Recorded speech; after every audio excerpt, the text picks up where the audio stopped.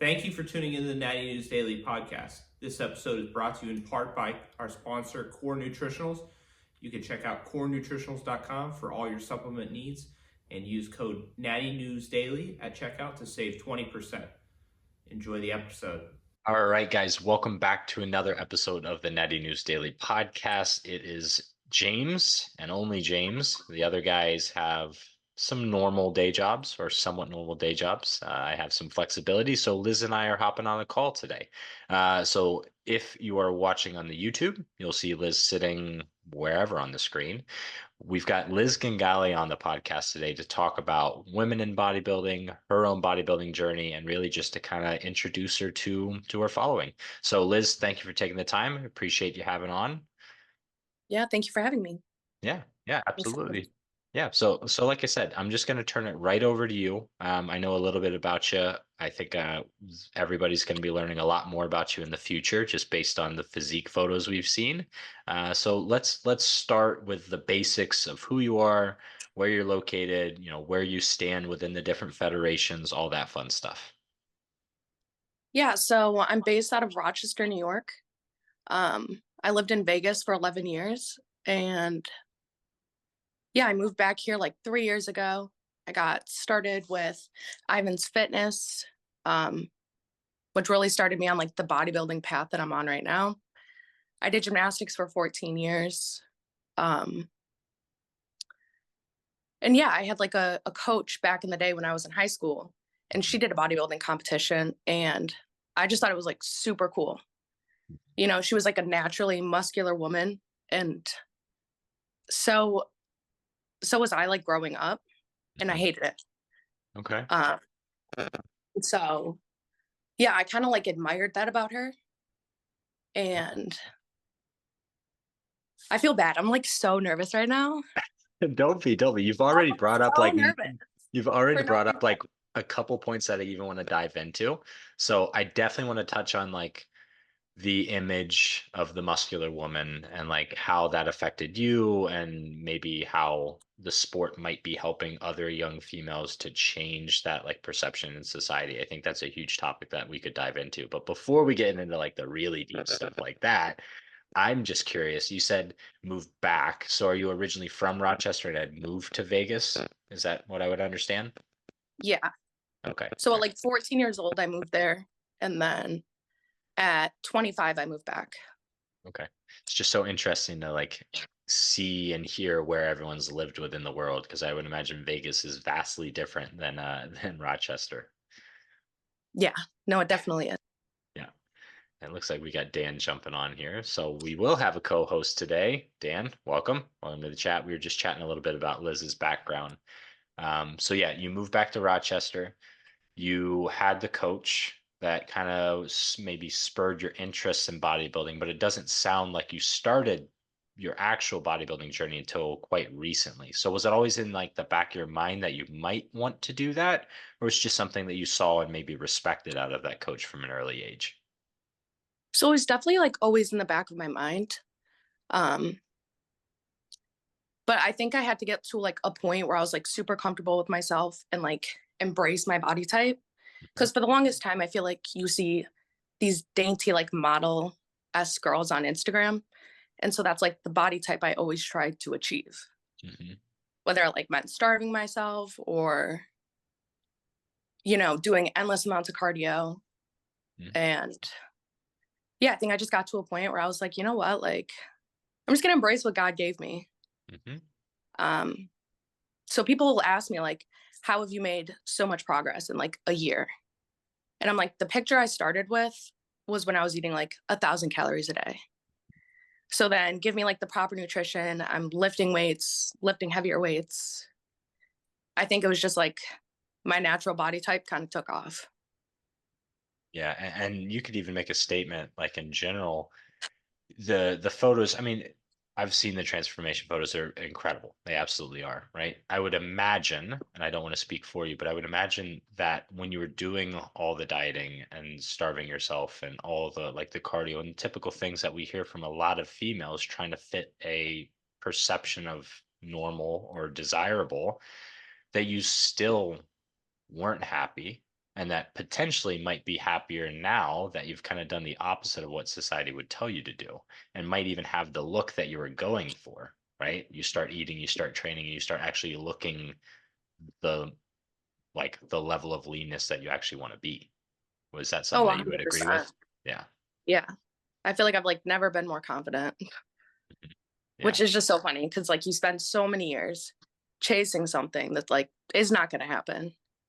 And then, yeah, I think like once you just accept that fact, that's when like the magic happens, I guess. Mhm. Yeah, and on even like a simpler note, like you get the clients that say like, "Oh, I just want to be more toned," right? And that's your example is almost like an extreme of that, right? I want to be more toned, so therefore I have to diet, I have to run, I have to lose fat. But in reality, it's more often like you probably should just gain some muscle and you're going to look the way you want to look, which is the opposite. You get to eat more, you get to train harder. That's the fun way to do it. But having that conversation with a lot of people, men or female, kind of tough at times. Oh, yeah, 100%. Yeah. So when you made that kind of like switch, what do you think kind of spurred it? Was it just you got tired of the loop and the cycle that you were in? Was there someone that kind of pushed you out of your comfort zone, someone you looked up to in the sport? Kind of what caused that change for you? For me, I think it was like the gym I got involved in. There were so many women to look up to that were into bodybuilding and like embraced it, right? Mhm. And then once I got on my journey, there were so many people who came up to me and were just like, like you look amazing. Like you have so much muscle. It's so cool. And to hear that for like the first time, it kind of like kept me going. Cause at first I definitely got nervous. Like when I started seeing myself gain muscle, I was like, I don't know if I like this. It kind of freaked me out. I was like, I don't want to get that big. And now I'm at a point where I'm like, I don't think I could be big enough. Mhm. You got bit by the bug. Yeah, no, 100%. Like I look in the mirror and I'm like, you could do so much better. Mhm. Yeah, well, your expectations of what's possible change too, right? And we see that with our page all the time. Like what I thought my physique could look like now versus when I was started lifting, we'll say like 17, 18, completely different because we've seen the realm of what truly natural athletes can do across the world and understand that like I don't have the greatest genetics, but some of these people do, and who knows what I could do because there's always going to be someone better. So you're always kind of like striving for that once you start seeing those people and seeing who you're competing against or even just idolizing on social media. Oh, 100%. Even if like they're not natural, I'm like, I want to try to do that naturally. hmm Yeah, and that's a refreshing mindset. It really is. I've had this debate online with a lot of people. I would rather take the optimistic look at that kind of conversation, right? Where when someone says, well, like, oh, they're probably fake natural, and they see it as this like defeatist mentality of, everyone's fake. I can't do this naturally. I have to take gear. I would rather believe that everybody is natural. Not everybody, right? But like if it's questionable, I'm going to err on the side of I think they are because that Yeah. gives me the optimism to say that like, hey, if they did it naturally, maybe I can. And maybe I won't look exactly that same way, right? But if they did it, what's to say that I can't or the next person can't, right? Maybe just call me an optimist in that regard, but probably not in most other capacities. Dan knows that. I'm a little more cynical in most things. But yeah, and that's one that I think the younger generation could benefit from is just like, why not try, right? Mhm. But believe that you can, and who knows what's going to happen, rather than just say, well, I can't. I have to take the shortcut, right? Yeah. Yeah. No, Abs- 100%. I'm definitely the same way. Like I'll go to my boyfriend and I'm just like, look at this girl. Like I think she's natural. You know what I mean? Like I mhm. think everyone's natural. So like it's a problem unless it's like so obviously like not in my eyes. Like to me, everyone's like probably natural. Yeah. And I don't think I mean, I'm going to say this and people are going to like blast this in the comments. I don't think it's as rampant in certain circles as people think it is, like the like fake naturals. Obviously, the people that are using it for social media platforms, specifically for like sponsorships and things like that, like there's an incentive there.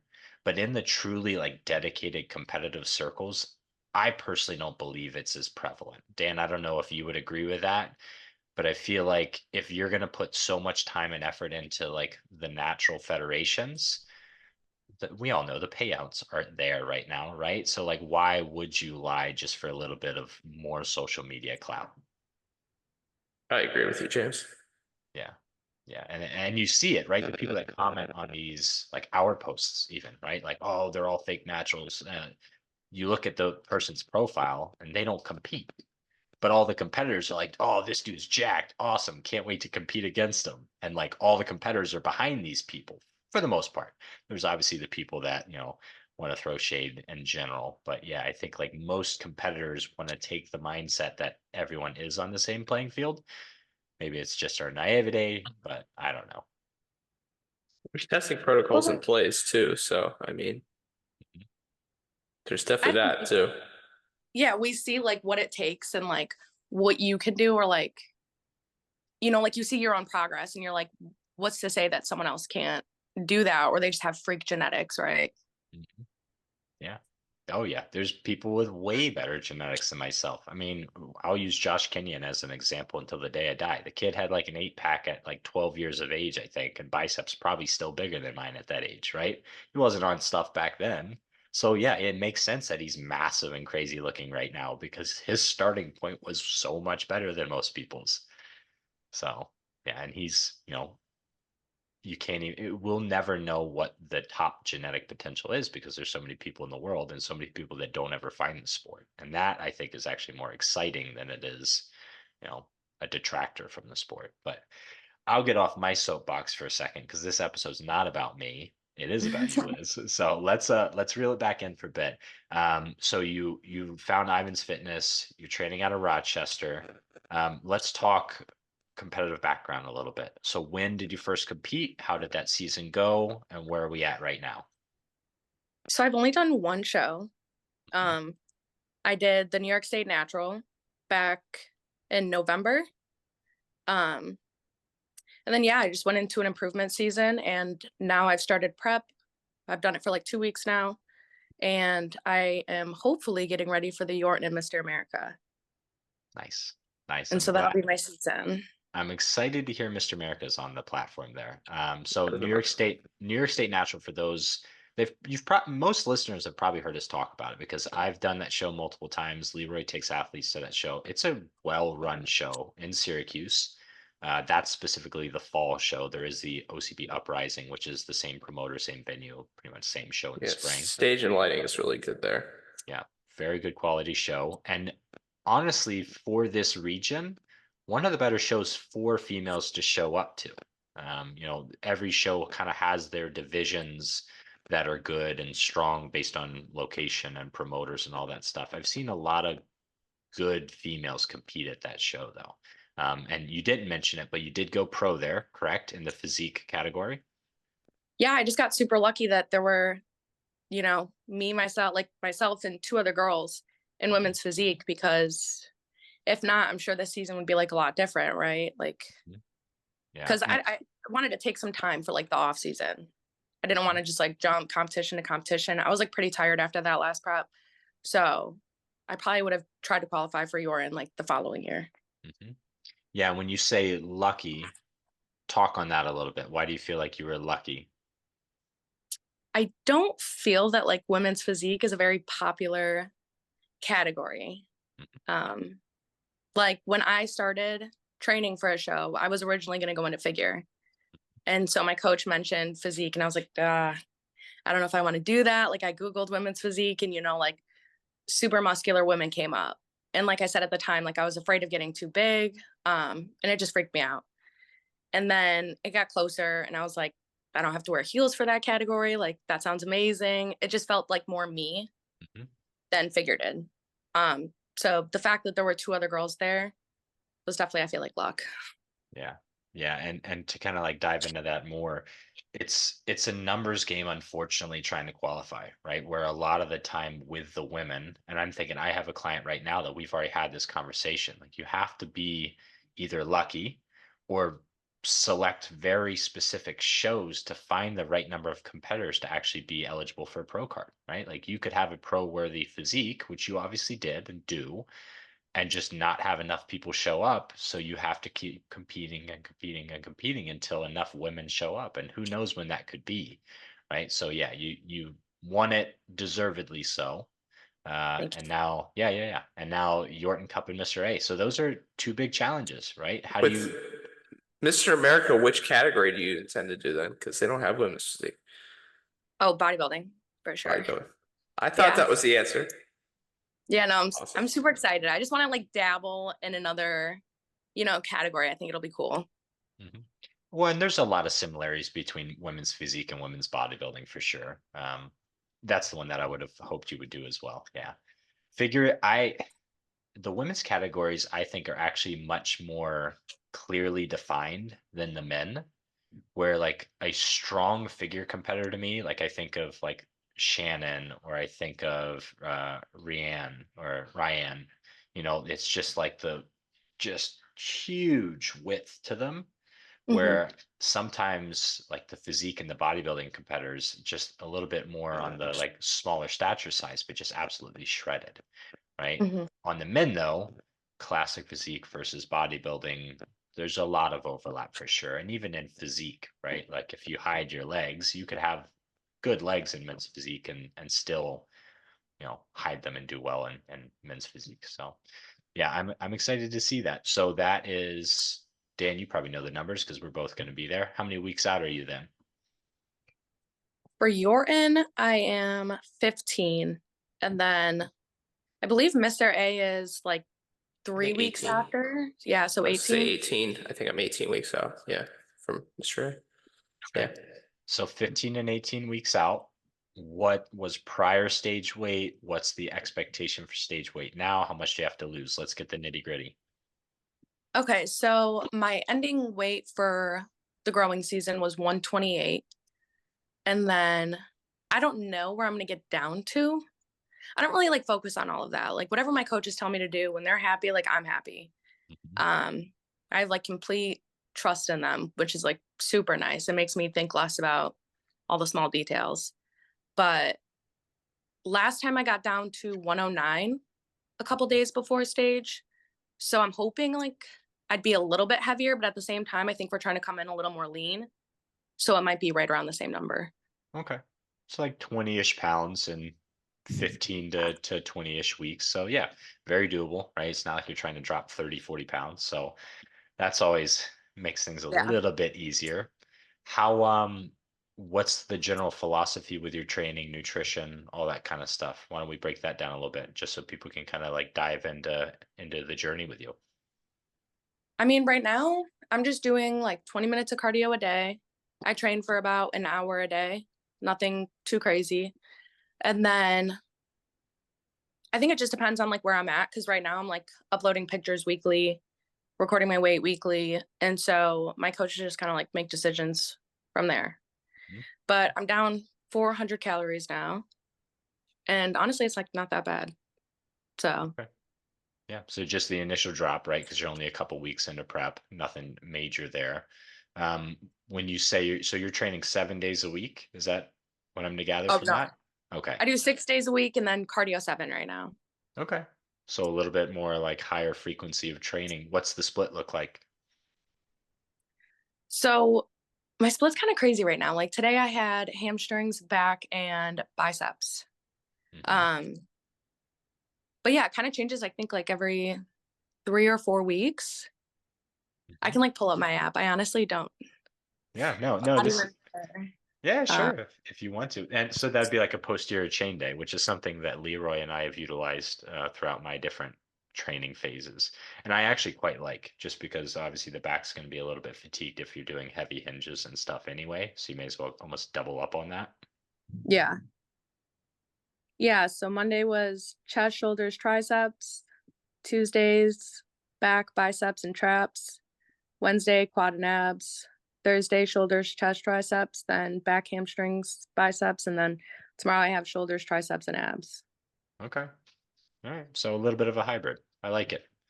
Yeah, this one has definitely been more of a hybrid lately. So Yeah. And is that like a similar kind of style to what you've always done, or is this completely different than last year's training and prep? What's that kind of look like? Has there been any major like revelations in your training? If I had to guess, I feel like I'm kind of doing similar workouts to what I was doing last time in prep. Like I'm sure at some point, if I had to guess, I'm gonna have like giant sets soon instead of just supersets. Because I remember that last time, and I was like, when I go to Planet Fitness, I'm like, it's extremely hard, like to do that with how many people. Hmm. Um, so last year I went at like 3 in the morning when it was empty, so I could just hog, 3 or 4 machines. But Yeah, and those are fun. I don't do them all that much, but I do like some high intensity stuff and to keep myself moving and really challenge myself. So and to make sure we're on the same page for those listening, giant set meaning like 3+ exercises all in like a circuit style, pretty much, right? yep. Okay. Yeah. Yeah, yeah. I used to do a little bit more of those. Those are fun, and they can be very time efficient too. If you really don't have much time or you're trying to just stay moving. You got to have good cardio to do it though, for sure. If you're winded after Yeah. doing a basic superset, you probably don't want to add in another 2 movements on top of it. Yeah, no, I think I've been more winded this year than last year. I don't know why. Maybe because I'm like doing heavier weight, but I'm just like, dude, my heart is like pounding. I need to take a beat. I like it. And your cardio, you're just walking, low intensity, nothing crazy with that. I choose the stairs. Mm. Um, he originally would put in the treadmill, but for some reason it hurts my shins. So I was like, I'd rather just do the stairs. I feel like I'm getting cardio out of it. I prefer it. So Willingly choosing the stairs is a bold decision, in my opinion, but I hate those things. So you will not find me on those quite, I don't think ever. I think I did it for one prep for like 2 weeks, and the whole time I was just staring at my feet, focused on not falling. So I said, this is just ridiculous. I'm going back to the treadmill. yeah, maybe because like I'm pigeon toed. So like the treadmill is more of a challenge, right? Like not tripping over my own feet. Um, so I prefer the stairs. Yeah, I don't know. Most Yeah, people think I'm crazy, but it just works for me. yeah. You could take Dan's approach and just not do cardio. Dan just does walks and steps, and hey, it works. So or Moses Yard. We were talking about that in our last episode where we're trying to intentionally like do physical labor outside to burn more calories. I mean, that works. Whatever works, works. Yeah, absolutely. If you gotta push Mo, you may as well do it when you're in a deficit. Yep. And what do you do for your posing then? Because I noticed I watched your routine at the show you did, and you put together a pretty choreographed routine, and um, didn't look like it was your first show just based on the quality of that routine. So what do you do for that? And what are you planning to do with, moving into or trying out a new category? Um, I haven't gotten that far ahead. It's what I plan for doing for Mr. A. But last year I worked with opposing coach Debbie, and she kind of put the routine together for me based off of like my prior gymnastics experience, mixed in some bodybuilding. Um, that's where we kind of came up with it. That carries over really well, obviously, the gymnastics. Yeah, for 14 years, it definitely I feel like gave me like a solid foundation for this sport. So And how often were you posing with her during that last prep? I would try to pose with her like sometimes once a week for some months or like every other week. Okay. But I don't practice as much as most people. Like I definitely struggle with posing, like the motivation to like stand in front of a mirror and pose for like 30 minutes. I struggle for sure. Yeah, it's something that people, I mean, if it comes naturally to you, you probably don't have to do it as frequently. But it's definitely something that will set people apart. This is more for the listeners than anything, but like if you're up on stage and you look out of place and you don't look comfortable and you're hitting things wrong or not by the standards of the division or even the federation, because each federation have their own guidelines, you're going to lose points, right? So do your due diligence to look up what they should look like, because almost every website has like their standard listed, and you just got to spend some level of time. I'm the same with you, Liz. every week Leroy asks like, how many minutes a week did you pose? And I was like, I took my photos for you. I'll do it Yeah, no, eventually. that's how Meanwhile, I am. yeah. Meanwhile, Dan's over here. He's hired the posing coach. He does it. How frequently are you doing it right now, Dan? It seems like a lot. Posing every morning. Yeah. Every morning plus a weekly session. And that I'm the opposite of you, Liz. It doesn't come particularly naturally to me. So I didn't do this in past seasons and it showed. So yeah, doing my diligence this time around. But it takes a lot for me to be half decent at it. So I mean, I doubt yeah. it. And like my morning session's only like 10 minutes too. Like I just go through the full round, but it's not that long. But yeah, it's just a regular part of the routine now. Yeah. And that's the journey, right? Each person has their own little things that they have to focus on and work on. Some people it's the cardio, some people it's the posing, diet, but it doesn't seem like, Liz, we haven't even really talked about nutrition. So let's dive into that a little bit, right? Meal plan, macros, refeeds, cheat days. What are we doing here? So right now I get no cheat days. Last time I didn't get any refeeds. So I don't really know what to expect. That'd be great if I got some, this time around. But right now my macros just got changed. I'm at 265 carbs, 51 fat, and then 120 protein. Okay. So kind of But like I would imagine like the standard modern bodybuilding type approach, slightly lower fat, moderate protein, carbs as high as you can get them. And then I'm sure yep. those will drop off as you go along there. Yeah, no, it's sad. But I think we just focus on, my focus at least has been more on whole foods. Because I can easily turn my diet into, I'll make the macros work and it won't be whole foods. And then I get, like a talking. I'm like, let's incorporate some vegetables. I'm like, not sugar-free pudding mix, for carbs. So Yeah. Yeah. Is that something you did in the last prep, was use a lot of the processed foods and like the macro hacking approach? no, but I started to do it in my off season after the show. And it's like I could have like a whole cheesecake, right? Like a protein cheesecake, and it would be like 17 ingredients. And it was just like, this is ridiculous, So I got like reeled back in on that. And yeah, now it's mostly whole foods. Do you find that, and it's tough to say because you didn't do it in last prep, you did in the off season when your food was higher. Do you find that you have any difference in like feeling of digestion, energy levels, satiety, like any of those just more like subjective feelings now that you're doing more whole food?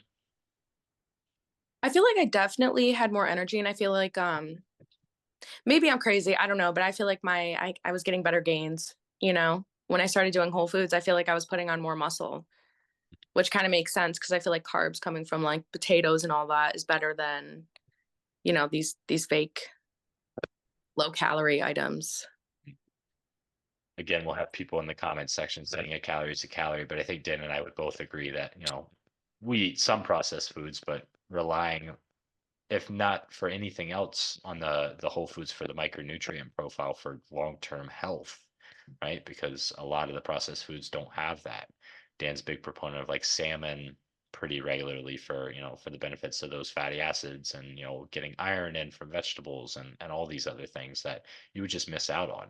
And, weight loss might not be different, but I would agree that the feeling, and for me, just like how full I am is completely different. Yeah. Yeah. Yeah. Yeah, that was definitely me in my first couple preps, trying to make like protein mug cakes and all that stuff, and just not being smart with my food. So still not the smartest, but I'm relatively comfortable with what I do. So okay. Um, Dan, any points, questions that you wanted to bring up? Nothing stemming off of that. No, Yeah. but what are your I guess, well, on a tangential sub or completely separate subject, what are your objectives for the year then? Given you got two big shows that you're planning out. Do you have to qualify for the Orton too? Well, like in what sense? I think they might have instituted that you have to qualify. I don't know if it applies to all categories, and I'm not certain. I think if you're like already a pro, you have to requalify and like win a show again. But if you get your pro card within like that year, then that Okay. qualifies you. Gotcha. And that's Yeah. the have to do the due diligence to figure it all out. There's just too much going on, too many different rules. So yeah, Yeah. like what Dan said, or what's your expectation for what you're going to be able to do at those shows? I don't know. I mean, I guess like everyone has the expectation where like you want to be competitive, right? But I feel like if I like follow the plan, stick to my diet, stick to the workouts, do everything my coaches tell me to do, then I don't know. Last time I had no expectations. Like I went into it and I was like, I look like $1,000,000. Like I feel like I am in the best shape of my life. Like I had already felt like I won. So I know if I follow the plan, then I feel like it'll put me in a good spot to at least play somewhat well. Yeah. Hopefully. And you take a look at like there's the divisions you're going to go into, like that all the fun comparisons and all the other. Do you know of any athletes that are going to compete in those shows yet? Yeah. Yeah. You don't know who's going to show up that day. So. Yeah. Dan, do you know anything? Like, is Natalie coming back to Mr. A to defend that title? Because that would be a showdown. I don't know for certain. I have a feeling I think she wanted to prep this year, but I know she was a little on the fence about whether to take this year off or compete again. So I don't know for certain. Yeah. Well, we will find out. Both of us will be there in multiple different, I guess, roles, right? Commentating and competing on the same day. We'll see how well that goes. We've joked That's about pretty getting awesome. like cardboard cutouts of us to stick at the table when we're on stage. But if Mark will allow us, we'll see what Boss Man says about that. So I yeah. think Mark would find it funny. I think so too. He seems like he would enjoy that a little bit, but we'll see. We'll see as time gets closer with that one. So yeah, as we kind of like wind down the episode a little bit, I always like to ask people what's their big message for their target demographic, right? For you, I think we hinted at like, women in the sport. I think there needs to be a few more role models for the young female athlete like you had been in your past. So if you wanted to leave a message for that group, what would it be? Platform's yours. I would say that whatever you're nervous of doing because of judgment from other people, just embrace it, because if you embrace, what God gave you, you're going to probably end up being good at it, right? Like, I don't know. I guess I would just say don't fear what, other people or other people's expectations are. Mhm. Because life got a lot better when I decided to just, do my own thing and embrace what God gave me.